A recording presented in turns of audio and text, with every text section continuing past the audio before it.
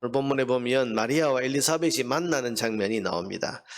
너무 놀라운 일을 겪은 이 마리아는 천사가 일러준 대로 산골 마을에 엘리사벳을 찾아서 방문을 합니다. 과연 그 늙은 할머니가 정말 천사의 말대로 아기를 가지게 되었는지 그것을 알아보고 또 자기에게 일어난 이 믿을 수 없는 엄청난 일, 이 일이 일어났다는 것을 이 엘리사벳에게서 이야기하기 위해서입니다. 보세요, 여러분. 이 나이 많은 엘리사벳, 아이를 가질 수 없을 만큼 나이가 많았지만은 하나님의 성령의 능력으로, 하나님의 은혜로 아이를 가지게 됐고, 또 처녀인 이 마리아는 그야말로 성령의 능력으로 아이를 가지게 되었다. 여러분, 이 두 사람이 만나게 되었을 때 서로 자기에게 일어난 이 놀라운 하나님의 일, 이걸 서로 주고받고 이야기하게 되었을 때 여러분, 서로에게 임하신 하나님의 은혜를 확인하면서 얼마나 두 사람 간에 그런 감동과 기쁨이 컸겠습니까?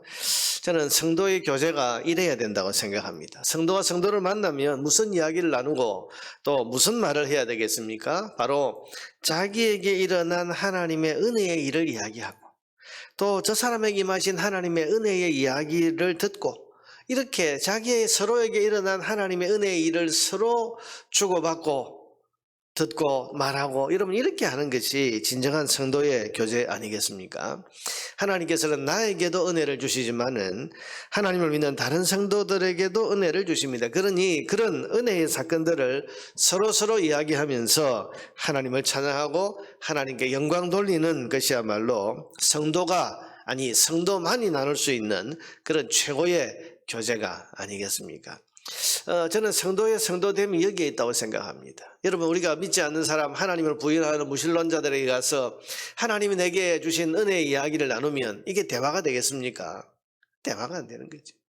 하나님 인정하지 않는 사람에게 내게 일어난 하나님의 은혜의 사건들을 이야기하면 이게 대화가 막히는 거예요. 교제가 안 되는 거죠.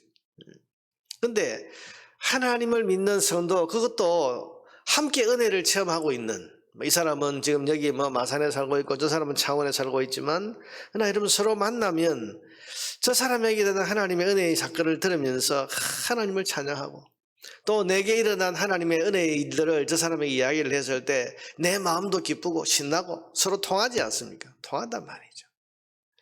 그래, 우리 하나님이 그런 분이시야. 하나님의 은혜가 정말 놀라워. 이러면서 서로 하나님의 은혜의 이야기를 서로 주고받으면서 함께 기쁨과 감동을 나누는 것. 이게 영적인 교통이, 이런 것이 영적인 교통이고 성도의 교제입니다. 여러분, 이런 성도의 교제는 큰 유익을 서로에게 줍니다. 첫째는 기쁨이 넘칩니다. 오늘 보면 41절에 보니까 마리아가 엘리사벳을 방문했을 때 복중에 아이가 뛰놀았다. 그 태중에 있는 세례요한이 안에서 기뻐서 막 뛰는 거죠. 여러분, 뱃속에 태아가 뭘 알았겠나 이런 생각이 들 수도 있지만은, 그러나 가만히 생각해 보면 여러분, 태중에 있는 세례요한은 어떤 사람입니까? 1장 15절에 보면 천사가 이 세례요한의 잉태를 이야기하면서 뭐라고 그러죠? 그는 모태로부터 성령의 충만함을 받는다. 태중에서부터 성령의 충만함을 받은 거예요. 놀라운 일인데, 고린도전서 12장 3절에 보면 누구든지 성령으로 아니하고는 그리스도를 주시라고 할 수 없다 그랬습니다. 성령으로만이 예수님을 주님으로 알아본다, 그런 말이죠.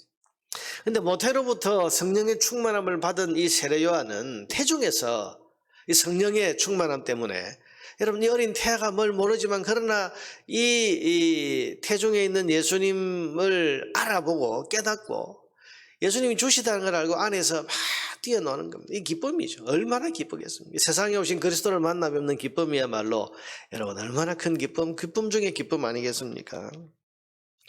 성도의 교제는 이렇게 우리 안에 있는 성령이 서로 함께 교통하는 것이기 때문에, 성령으로 교통하는 것이기 때문에 여기에는 우리에게 주는 큰 기쁨이 있는, 영적인 기쁨이 있는 거죠.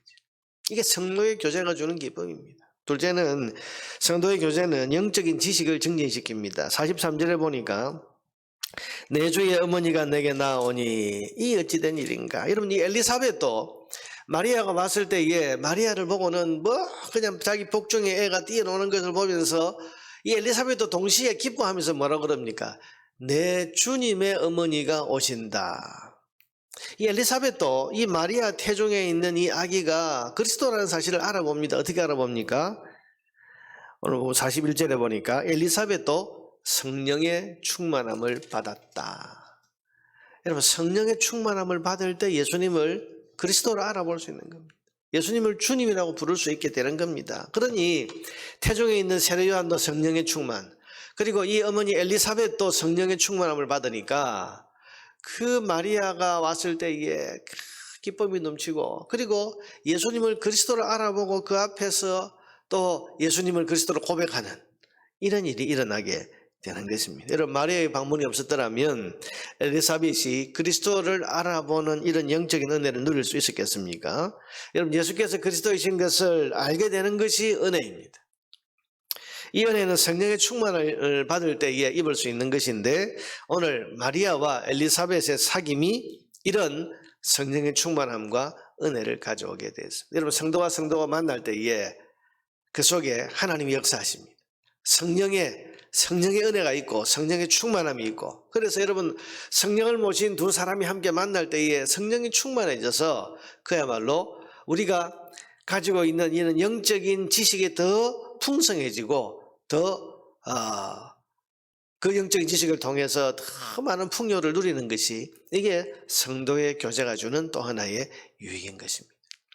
교회 안에서 여러분, 이런 일들이 일어나야 되지 않겠습니까? 성도가 성도를 만나면 이런 기쁨이 있고 성령의 충만함이 있고, 또한 서로가 서로에게 또 서로가 모시고 있는 같은 성령님으로 말미암아서 우리가 영적인 지식이 더욱더 많아지고 영적인 풍요함을 누리게 되는 것이, 이게 성도의 교제가 주는 그런 유익인 것입니다. 실제로 성도의 교제는 찬양으로 이어집니다. 46절 이하에 보면 유명한 마리아의 찬양이 나옵니다. 마리아가 이르되 내 영혼이 주를 찬양하며 내 마음이 하나님 내 구주를 기뻐하였으면 하고 쭉 나옵니다. 여러분, 성도가 만나서 영적인 유익을 얻고 기쁨이 충만해지면 찬양이 나오게 되어 있습니다.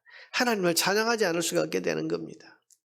여러분, 47절 48절에 보니까 내 마음이 하나님 내 구주를 기뻐하였다. 그의 여종의 비천함을 돌보셨습니다. 보라 이제 오르는 만세의 날을 복이 있다 일컬으리라. 계속해서 이어지는 마리아의 찬양.